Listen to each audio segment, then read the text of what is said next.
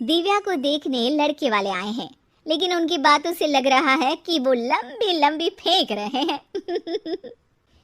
हमारे यहाँ 5 कार हैं, 7 बाइक्स हैं, फिर भी हम बस से आए हैं। वो क्या है ना कि हमें दिखावे का बिल्कुल शौक नहीं है।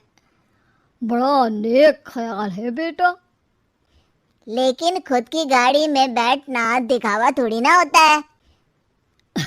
अरे हम दिल्ली से आए हैं, वहाँ पोल्यूशन बहुत है ना, तो हम गाड़ी में नहीं निकलते हैं। हाँ, ये उससे भी बड़ा नेक ख्याल है बेटा। लेकिन अगर आपको पोल्यूशन की इतनी चिंता है तो घर में 5 कार और 7 बाइक क्यों रखी है? अरे इतने पैसे हैं, फुर्सत में क्या करेंगे, कुछ ना कुछ खरीद लेते हैं।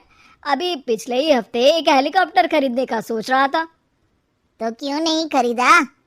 अरे उसके पंखे हवा ज्यादा देते हैं, हमारी माँ को ठंड बहुत लगती है ना, अब बुजुर्गों का ध्यान रखना पड़ता है ना। अरे वाह वाह, ये तो बहुत बड़ा ऊंचा और नेक ख्याल है। हम कैसे मान ले कि ये लोग झूठ नहीं बोल रहे हैं? अरे हमारा परिवार झूठ नहीं बोलता। दिल्ली शहर में किसी से भी पूछ लीजिएगा, हमारे बेटे का बड़े लोगों में उठना बैठना है। हाँ।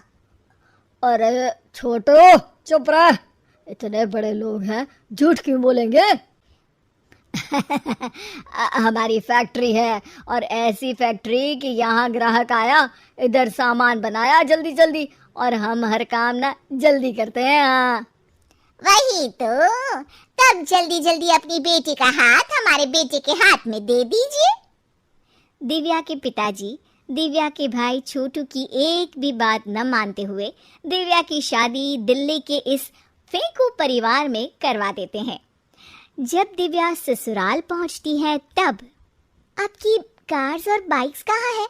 मुझे बाहर जाना था किसी काम से। कार और बाइक्स? कौन सी कार और बाइक्स? अरे जब आप मुझे देखने आए थे तो कहा था ना कि आपके यहाँ 5 कार्स हैं और 7 बाइक्स हैं। हाँ हाँ उस दिन थी, आज नहीं है। है? आज कहाँ गई? अरे जिनकी थी वो ले गए। मतलब वो आपकी नहीं थी? आपने तो कहा था हमारे घर पर है। हाँ घर पर थी, बाबूजी का एक पार्ट टाइम काम है कार और बाइक धोने का। उस दिन घर पे 5 कार और 7 बाइक्स थी तो बोल दिया था। अरे झूठ थोड़ी ना बोला है, जैसा था वैसा बोल दिया। और वो हेलीकॉप्टर खरीदने वाली बात, वो झूठ थी क्या? अरे बिल्कुल नहीं, शहर में एक नई कंपनी आई है पंखे की, जिसके पंखे बड़े हैं। कंपनी का नाम हेलीकॉप्टर रखा है।